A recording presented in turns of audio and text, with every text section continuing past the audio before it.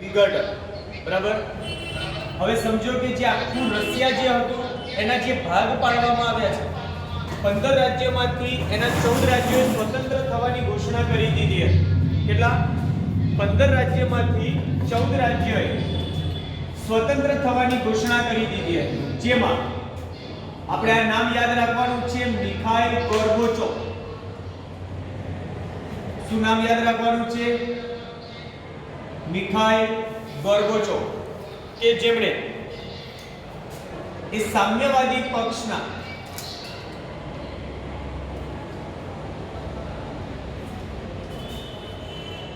નવા મહામંત્રી તરીકે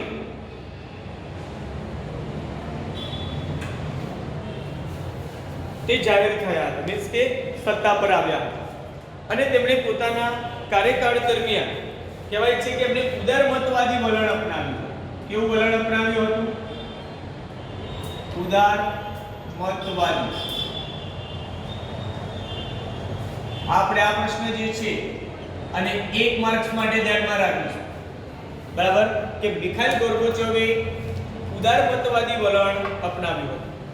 એમાં આપણને કહે છે સૌથી પહેલી બાબત કે જ્યારે 20મી સદીને છેલ્લી 25મીમાં એટલે કે છેલ્લા 25 વર્ષના સમયકાળ દરમિયાન સોવિયત યુનિયનના પ્રમુખ તરીકે કોણ આવ્યું? તો કે મિખાઇલ ગોર્બોચોવ આવ્યા હતા અને સોવિયત યુનિયનની વિચારસરણીમાં કહેવાય છે કે તફાવત હતા, જેના કારણે વિભાજનની પ્રક્રિયા કેવી બની? સરળ બની। અને એ વિભાજનની પ્રક્રિયા સરળ બનતા સોવિયત યુનિયનનું શાંતિપૂર્ણ વિઘટન, કેવું? સોવિયત યુનિયનનું આ 1 માર્ક્સ માટે ધ્યાનમાં રાખજો,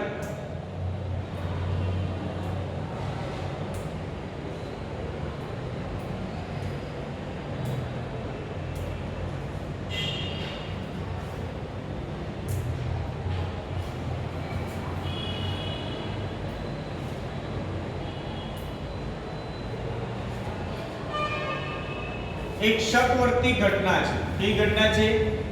સોવિયત યુનિયનનું વિઘટન એક શકવર્તી ઘટના તરીકે માનવામાં આવે છે, જેમાં આપણને કહે છે કે મિખાઇલ ગોર્બોચોવ જે છે એ 11 માર્ચ 1989 ક્યારે સત્તા પર આવ્યા હતા? 11 માર્ચ 1989। હા, તેમણે રશિયાએ વિજ્ઞાન અને ટેકનોલોજી ક્ષેત્રે સારી પ્રગતિ કરી અને કહેવાય છે કે અમેરિકા જેવી જે મહાસત્તા છે તેની સાથે પણ એની સાથે જે કહેવાય છે કે શક્તિ ધરાવતા દેશોમાં તેની ગણના થતી નથી। આજે આપણે ખાસ કરીને જોઈએ છે તો કે અમેરિકા આજે મહાસત્તા પર છે આજના સમયમાં, જે એક સમયે રશિયા પણ એના માટેની સત્તા ધરાવતું હતું। શેના માટે?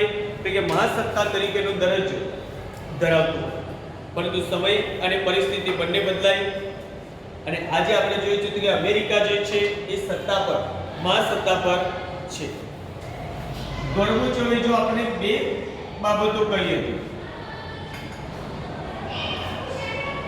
એક નામ છે ગ્લાસનોસ્ટ। શું નામ હતું?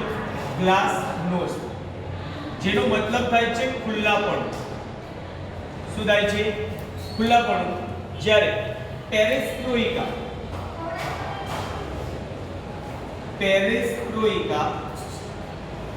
એમાં આપણે ખાસ ધ્યાનમાં રાખવાનું છે કે પેરેસ્ટ્રોઇકામાં આર્થિક અને સામાજિક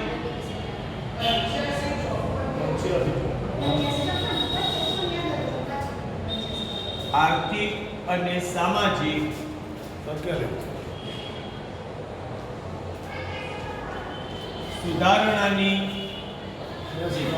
આ ખાસ ધ્યાનમાં રાખજો।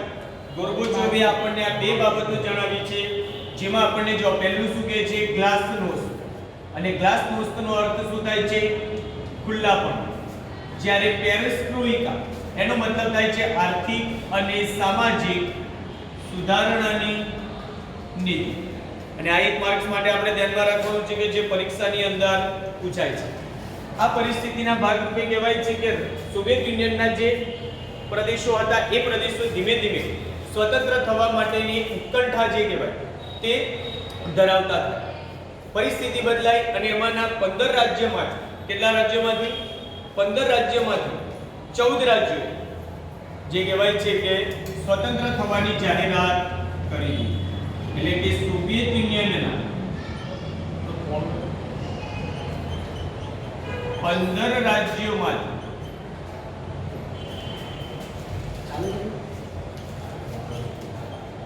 14 રાજ્યો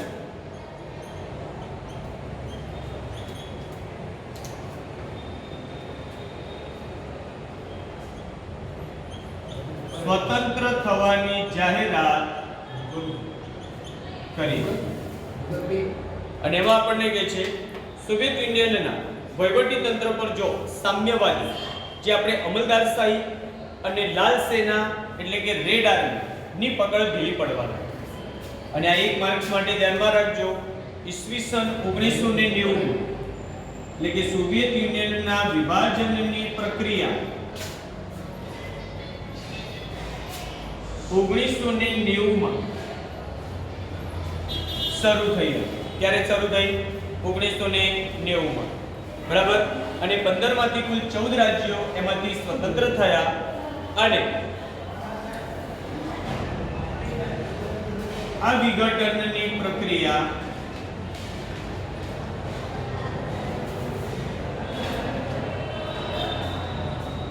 ડિસેમ્બર 1991 માં પૂર્ણ થઈ હતી.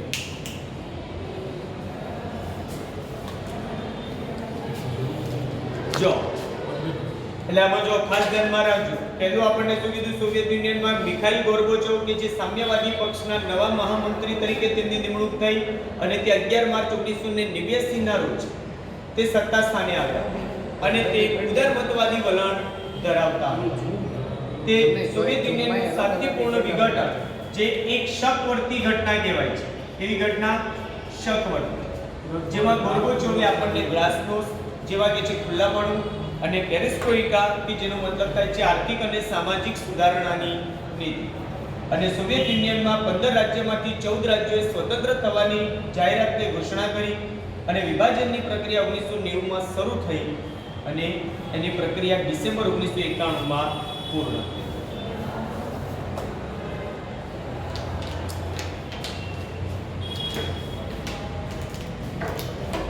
એના પછી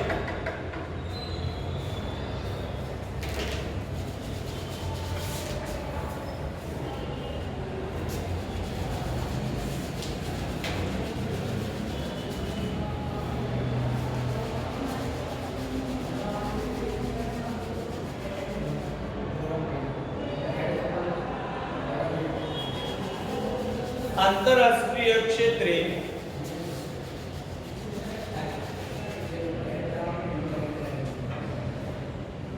ભારતનું પ્રદાન. હવે સમજો કે આંતરરાષ્ટ્રીય ક્ષેત્રે આપણા ભારતે શું પ્રદાન કર્યું છે કે શું પ્રદાન આપ્યું છે, તેની ચર્ચા આપણે હવે જોઈશું.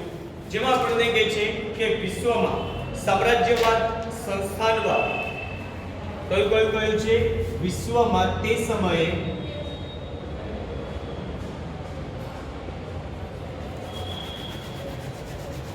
સામ્રાજ્યવાદ, સંસ્થાનવાદ અને કાળા દોરા વચ્ચે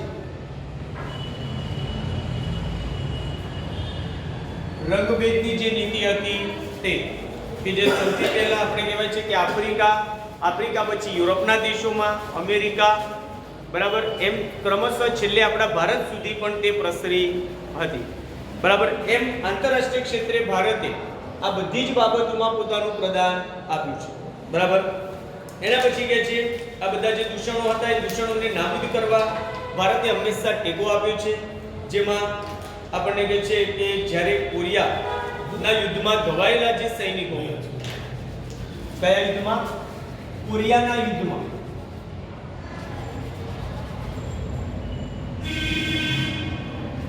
ઘવાયેલા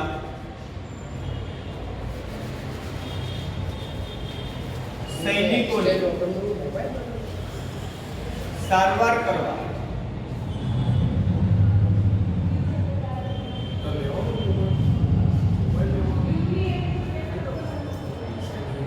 સારવાર કરવા માટે કે છે કે ડોક્ટરોની એક ટુકડી ક્યાં મોકલી હતી? કોરિયા ખાતે મોકલી હતી, મીન્સ કે મોકલવામાં. હવે આ ખાસ 1 માર્ક્સ માટે ધ્યાનમાં રાખજો કે સંયુક્ત રાષ્ટ્રના કહેવાથી કોરિયાના યુદ્ધમાં ઘવાયેલા જે સૈનિકો હતા એની સારવાર માટે ડોક્ટરોની એક ટુકડી ક્યાં મોકલવામાં આવી હતી? કોરિયા ખાતે મોકલવામાં આવી હતી, જેના ભાગરૂપે આજે ભારત અને ઉત્તર કોરિયા અને દક્ષિણ કોરિયા સાથેના સંબંધો કેવા છે? સારા છે. એના પછી આપણને કહે છે Gaza, Cyprus, Congo, Sri Lanka. Gaza, Cyprus, Congo અને શ્રીલંકા. આપણે 4 દેશોના નામ ધ્યાનમાં રાખીશું: ગાઝા, સાયપ્રસ, કોંગો અને શ્રીલંકા. એમાં સર્જાયેલી કટોકટી વખતે ત્યાં શું સર્જાયું હતું? કટોકટી. અને તે કટોકટી વખતે શાંતિ સ્થાપક દળો, શેમાં? શાંતિ સ્થાપક દળોમાં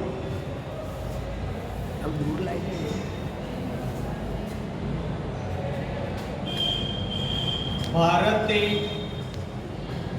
પોતાના સૈનિકો મોકલી એ દેશોમાં શાંતિ સ્થાપવામાં કામગીરી કરી.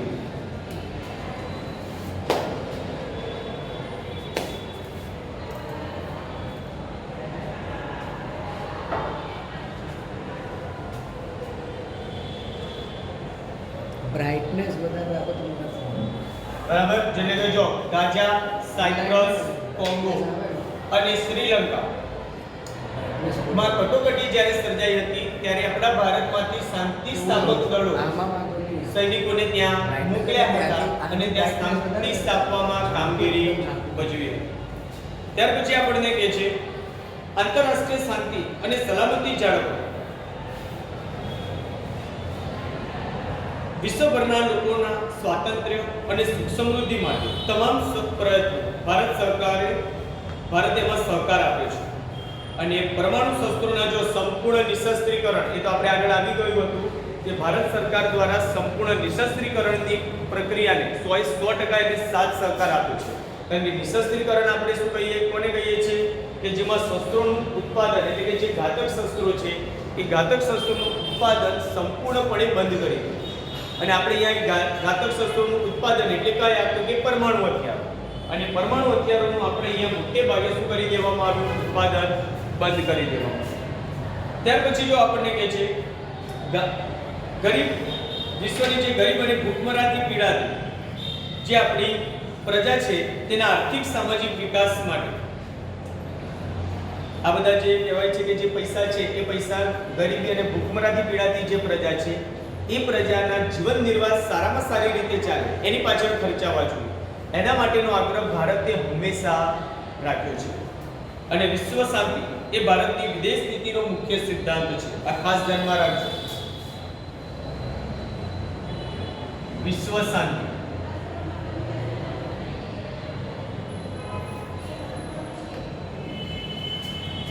એ ભારતની વિદેશ નીતિ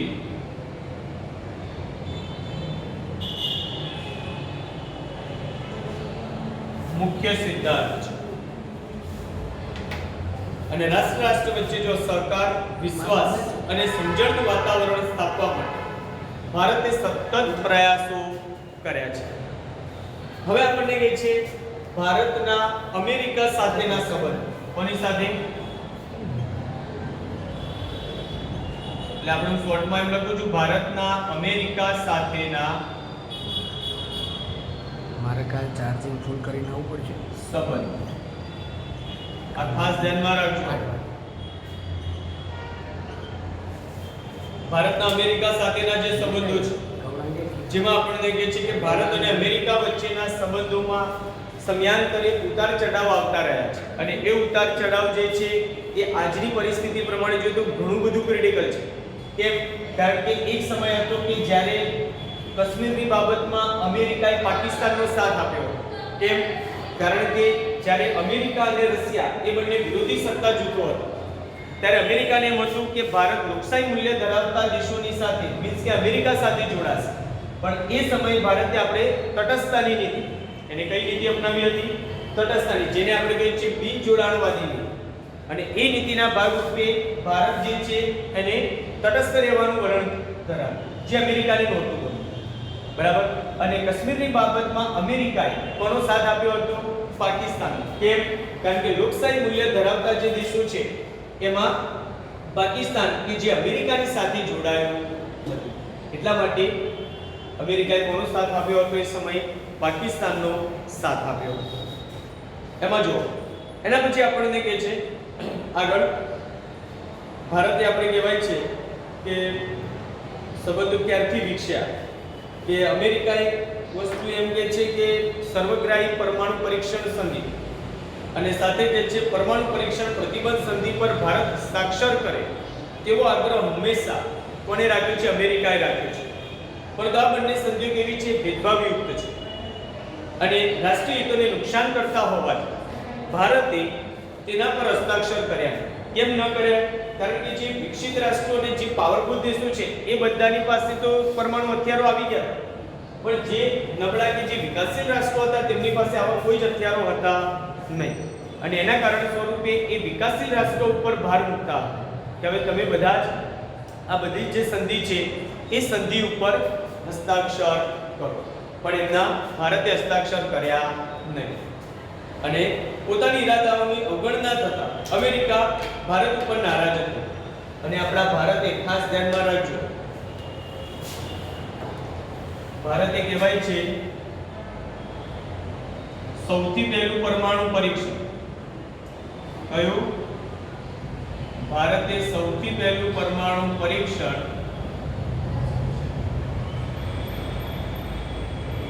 પોખરણ રાજસ્થાન ખાતે કર્યું. 1998 માં કર્યું. કઈ સાલમાં? 1998 માં.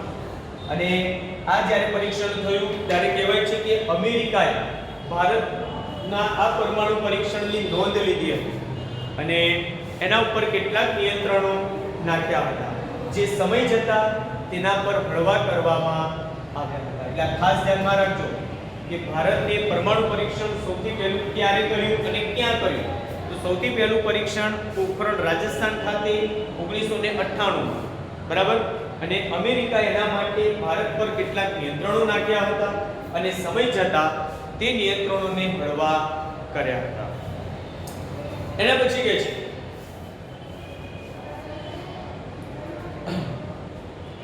અમેરિકાના કહેવાય છે જો વર્લ્ડ ટ્રેડ સેન્ટર. કયું?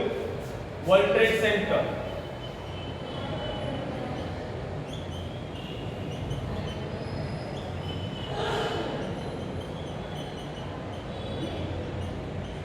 થયેલ આતંકવાદી હુમલામાં, શેમાં?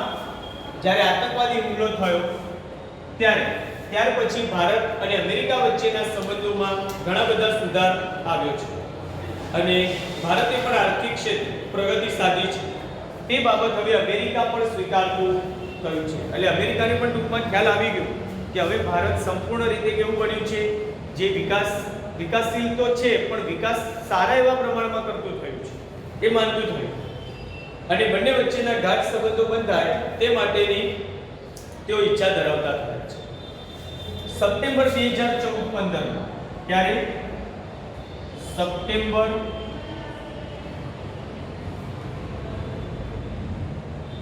2014-15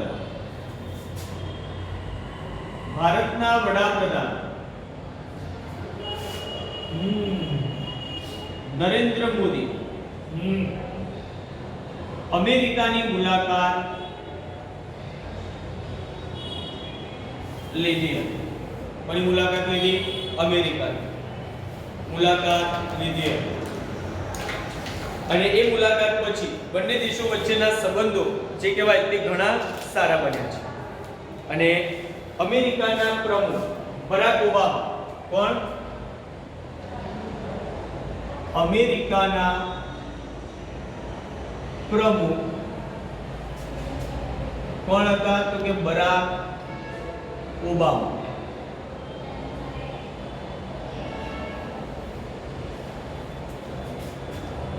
26 જાન્યુઆરી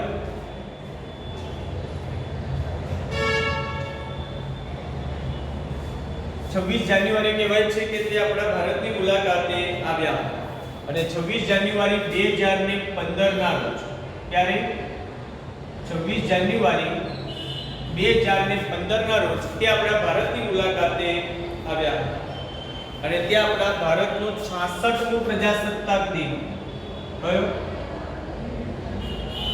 66મો પ્રજાસત્તાક દિન અને એ દિવસ નિમિત્તે બરાક ઓબામા એ આપણા ભારતની મુલાકાતે આવ્યા હતા અને તે આપણા ભારતમાં આવનારા પ્રથમ અમેરિકન પ્રમુખ હતા. ખાસ ધ્યાનમાં રાખજો કે આપણા 66મા પ્રજાસત્તાક દિન નિમિત્તે ભારતની મુલાકાતે આવનાર પ્રથમ અમેરિકન પ્રમુખ કોણ હતા? એ આવનારા જે પ્રથમ કહેવાય ને આપણા ભારતમાં તે કોણ હતા? પ્રમુખ બરાક ઓબામા. બરાબર, કે જેમને આપણા ભારતની મુલાકાત લીધી અને આપણા ગણતંત્રમાં ભાગ લેનારા તે આપણા ભારતના પ્રથમ પ્રમુખ બન્યા અને ત્યારથી ભારત અને અમેરિકા વચ્ચેના સંબંધો સુમેળભર્યા થઈ ગયા છે અને બંને દેશના વડાઓ આતંકવાદના મુદ્દે સારામાં સારી રીતના સાથે મળી બરાબર એનું સોલ્યુશન લાવવાનું એટલે કે એ જે બાબત છે એને સોલ્વ કરવા માટેના બરાબર પ્રયત્નો કરી રહ્યા છે. એના પછી આપણને કહે છે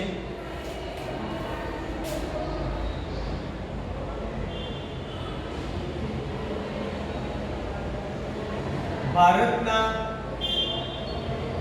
રશિયા સાથે ના સંબંધો. ભારતના કોની સાથેના સંબંધો? તો કે છે રશિયા સાથેના સંબંધો.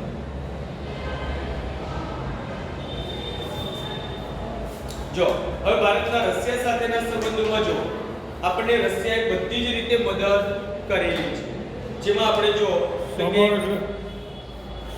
એટલે આમાં કોઈ પૂછ્યું સમર એટલે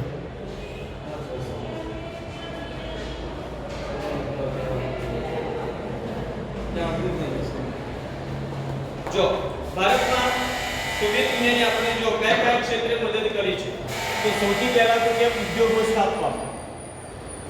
શેમાં? સૌથી પહેલું આપણને કહે છે ઉદ્યોગો સ્થાપવામાં આપણને મદદ કરી. ત્યાર પછી આપણને કહે છે સંરક્ષણ ક્ષેત્રે સજ્જ થવા.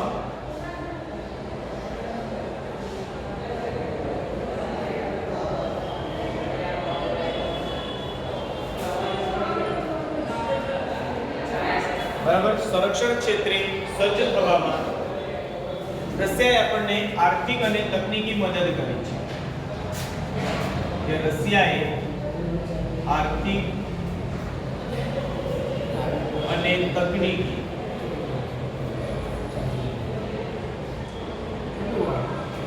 મદદ કરી છે. અને જો સંયુક્ત રાષ્ટ્રની સલામતી સમિતિમાં કાશ્મીર વિરુદ્ધ ભારતમાં કાશ્મીરની વિરુદ્ધ મુદ્દો ન સર્જાય તેના માટે તેને વીટો પાવર એટલે કે સત્તા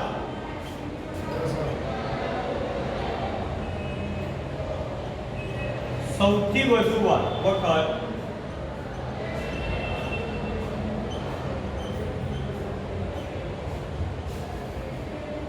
ઉપયોગ કર્યો છે. આ એક માર્ચ માટે ધ્યાનમાં રાખજો કે ભારતની વિરુદ્ધ કાશ્મીર માટે થઈને કહેવાય કે એના માટે કે આંતરરાષ્ટ્રીય કક્ષાએ કોઈ પ્રોબ્લેમ સર્જાય નહીં, વિરોધ ન થાય એના માટે રશિયાએ સૌથી વધારે વખત વીટો પાવરનો ઉપયોગ કર્યો છે. એમાં આપણને જો કે છે ત્યાર પછી અને વૈશ્વિક સ્તર પર ભારતના મતનું સમર્થન કર્યું. આમ રશિયા અને ભારત વચ્ચેના સંબંધો ગાઢ રહ્યા છે. કેવા રહ્યા છે?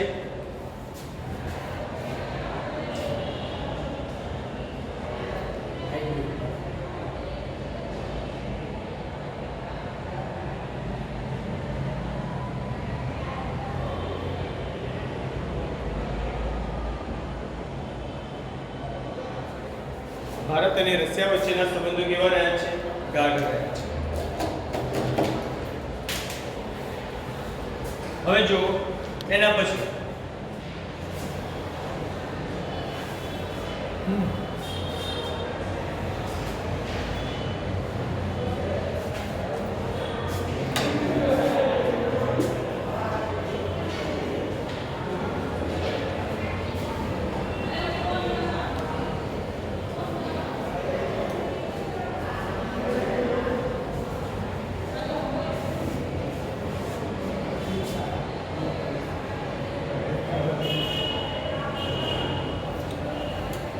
હવે જો આપણે પ્રશ્ન આવશે ભારતના પડોશી દેશો સાથેના સંબંધો.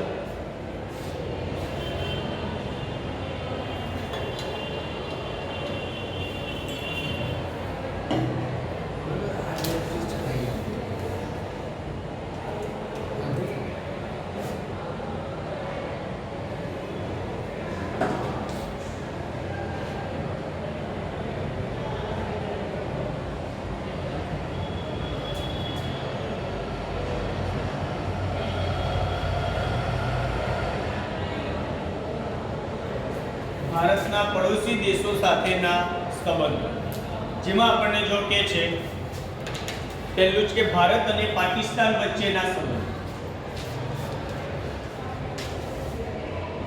પહેલું આપણને કહે છે ભારત અને પાકિસ્તાન વચ્ચેના સંબંધો. તો જો એમાં સૌથી પહેલું આપણે કહે છે કે જ્યારથી આપણને આઝાદી મળી ત્યારે જ્યારથી આપણને આઝાદી મળી એટલે કે 1947 આપણો દેશ આઝાદ થયો ત્યારથી ભારત અને પાકિસ્તાન એમ બે રાષ્ટ્રો અસ્તિત્વમાં આવ્યા હતા. અને ત્યારથી જ એ બંને દેશો વચ્ચેના સંબંધો જે કહેવાય કે તણાવપૂર્ણ રહ્યા છે, મીન્સ કે ઉતાર ચઢાવ આવતા રહે છે. બરાબર. એમાં આપણને કહે છે કે જો ભારત અને પાકિસ્તાન વચ્ચે એટલે કે બંને દેશો વચ્ચે સૌથી પહેલું યુદ્ધ થયું 1948, બીજું થયું 1965 માં, 1971 એમ 3 વાર યુદ્ધ થયા છે, જેમાં એ 3 વાર પાકિસ્તાનની હાર થઈ છે. એ તમામ યુદ્ધની અંદર શું થયું? પાકિસ્તાનની હાર થઈ છે. અને બીજું આપણને એમાં કહે છે ભારત અને પાકિસ્તાન વચ્ચે તાશ્કંદ કરાર અને સિમલા કરાર એમ 2 કરારો થયા છે.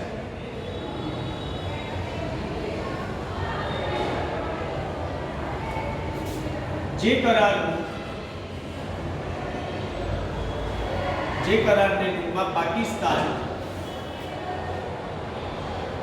અનુસરતું, એટલે ધ્યાનમાં રાખજો 1 માર્ક્સ માટે કે કયા બે દેશો વચ્ચે તાશ્કંદ કરાર અને સિમલા કરાર થયા છે. તો આપણે કયા બે દેશો વચ્ચે નામ યાદ રાખીશું? ભારત અને પાકિસ્તાન વચ્ચે. આ બે દેશો વચ્ચે આ 2 કરાર થયા છે અને એ કરારને પાકિસ્તાન આજે પણ અનુસરતું નથી. એના પછી અને છેલ્લે આપણે કહેવાય છે કે 1999 કઈ સાલમાં?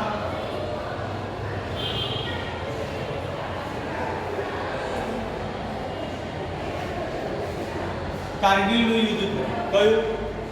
કારગિલનું યુદ્ધ. અને એ કારગિલના યુદ્ધની અંદર એવું કહેવાય છે કે આપણું ભારતીય સૈન્યએ પાકિસ્તાનને બહુ જ કહેવાય ને કે હાર આપી, પણ એ હાર પણ કેવી ઘરમાં ઘૂસીને હાર આપી છે એવું કહી શકીએ આપણે. એવી હાર આપેલી છે. અને આજે બંને દેશના જે વડાઓ છે એ શાંતિમય રીતના વાટાઘાટો કરીને સમાધાન લાવવાના પ્રયત્નો કરી રહ્યા છે. એના પછી આપણને કહે છે ભારત અને ચીન સાથેના સંબંધ. કોની સાથેના? મીન્સ કે ભારતના ચીન સાથેના સંબંધ.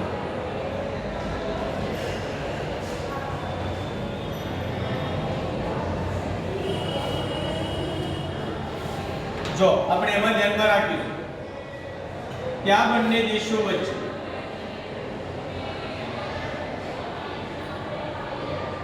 ના સંબંધની શરૂઆત શેની સંબંધની શરૂઆત 1954 થી થઈ એમ કહી શકાય.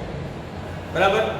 ચીને જ્યારે કહેવાય છે કે પોતાની સરહદના નકશા પ્રકાશિત કર્યા ત્યારે ભારત અને ચીન વચ્ચેના સંબંધોમાં ભંગાણ પડ્યું. શું થયું? ભંગાણ એટલે કે પ્રોબ્લેમ ક્રિએટ થયો. અને આ નકશામાં ચીને ભારતનો ઘણો મોટો વિસ્તાર પોતાના પ્રદેશ તરીકે ગણાવ્યો અને જેથી ભારતે તેનો સખત વિરોધ કર્યો છે.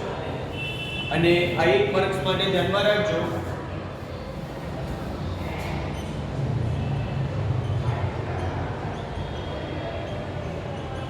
ભારત અને ચીન ને અલગ પાડતી રેખા હતી એક મેકમોહન રેખા. કઈ? મેકમોહન રેખા કે જેનું ચીને અસ્વીકાર કર્યો છે. શું કર્યું? અસ્વીકાર મીન્સ કે એને સ્વીકારી નથી. અને ત્યાર પછી ચીને ભારત પર આક્રમણ કર્યું. આ ધ્યાનમાં રાખજો.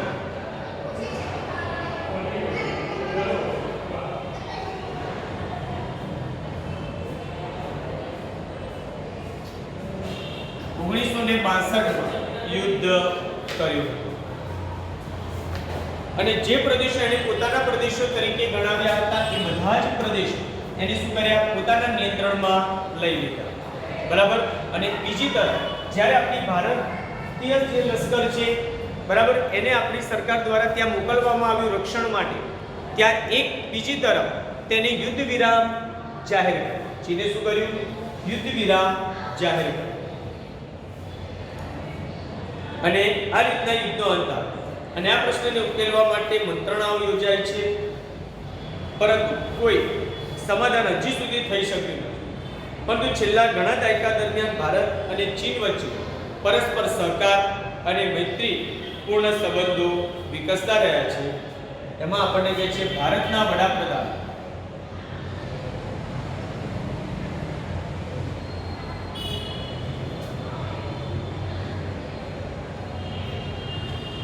નરેન્દ્ર મોદી અને ચીનના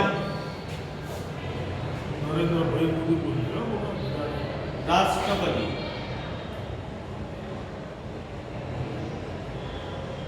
જિનપિંગ વચ્ચે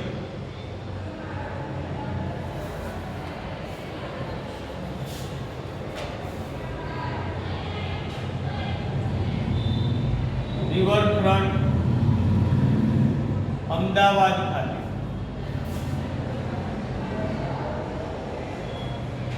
સૌજન્યપૂર્ણ મુલાકાત થઈ. બરાબર. જે 2014 માં થઈ. કઈ સાલમાં? 2014. એના પછી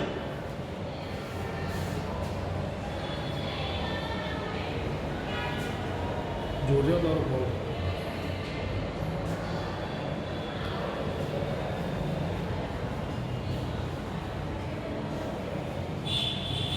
પત્તા ઠોકી હોય બે જણા સિવાય થાય નહીં. હા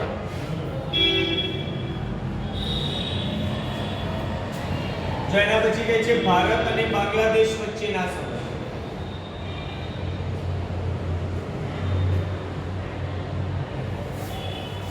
જો એમાં આપણને કહે છે કે બાંગ્લાદેશે ઘણી સંઘર્ષ કરીને સ્વતંત્રતા મેળવી અને 1971 માં તે એક સ્વતંત્ર સાર્વભૌમ રાષ્ટ્ર તરીકે તેનો ઉદ્ભવ થયો. અને એ પહેલા બાંગ્લાદેશ પાકિસ્તાનનો ભાગ હતો. કોનો? પાકિસ્તાન. પરંતુ એક નવોદિત રાષ્ટ્ર તરીકે બાંગ્લાદેશને નાણાકીય, ટેકનિકલ અને ભૌતિક સાધનોની ઘણી મદદ ભારત સરકાર દ્વારા કરવામાં આવી છે.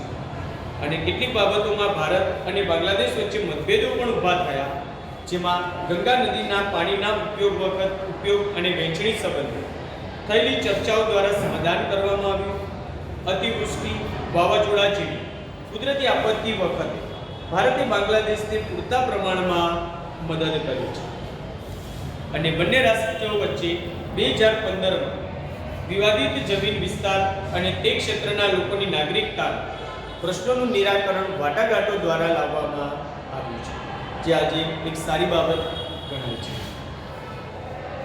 એના પછી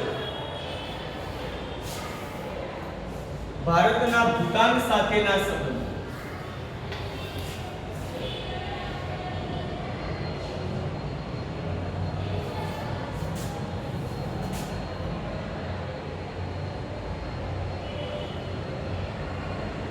ભારતે ભૂતાન સાથે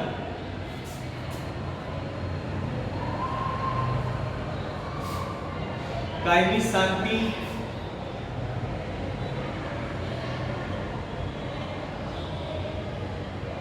અને મિત્રતાની સંધિ કરી છે. કઈ સંધિ? કાયમી શાંતિ અને મિત્રતાની સંધિ કરી છે 1949. કઈ સાલમાં?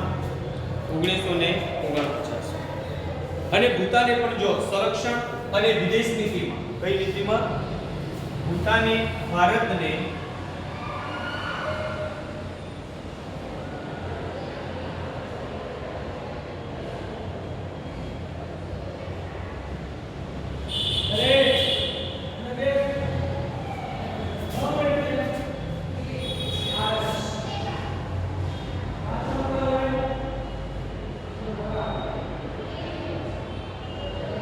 જો ભૂતાને પણ સંરક્ષણ અને વિદેશ નીતિમાં ભારતને વિશ્વાસમાં લેવાનું સ્વીકાર્યું હતું. ત્યાર પછી ભૂતાને સંદેશા વ્યવહાર અને વાહન વ્યવહારના વિકાસ માટે મદદ આપવાનું સ્વીકાર્યું અને બંને દેશો વચ્ચેના સંબંધો મજબૂત બનાવ્યા. જો એટલે એમ ધ્યાનમાં રાખજો કે આજના સમયની અંદર ભારતના પડોશી દેશોમાં ભારત અને ભૂતાન વચ્ચેના જે સંબંધો છે એ સૌથી સારા રહ્યા છે. એમની વચ્ચે ક્યારે પણ કોઈ પણ પ્રકારની કોઈ જ એવી તંગ પરિસ્થિતિ કે તંગદિલ પરિસ્થિતિનું સર્જન થયું નથી. એમાં આપણને કહે છે વડાપ્રધાન નહેરુએ ભૂતાનની મુલાકાત લીધી. કોની? વડાપ્રધાન નહેરુએ ભૂતાનની મુલાકાત 1958 માં લીધી. કઈ સાલમાં? 1958. અને ભારતના રાષ્ટ્રપતિએ પણ ભૂતાનની મુલાકાત લીધી 1970 માં. અને આ 1 માર્ચ માટે ધ્યાનમાં રાખજો ભૂતાનને યુએન નું સભ્ય બનાવવા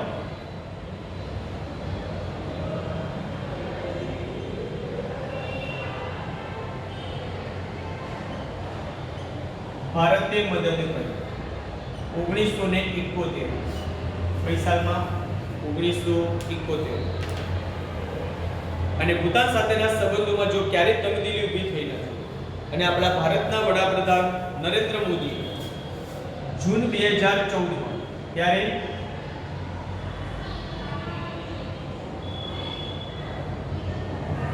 ભારતના વડાપ્રધાન નરેન્દ્ર મોદી મુલાકાત લીધી.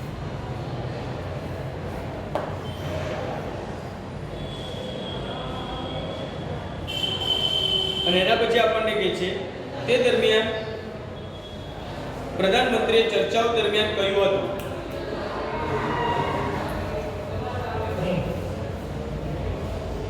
ભારત પ્રગતિ કરશે તો તેની સીધી અસર તેના પડોશી દેશો પર થશે અને બંને દેશો પર પરસ્પર સુરક્ષા સંબંધી સહયોગ પર સંતોષ વ્યક્ત કરવામાં આવ્યો હતો.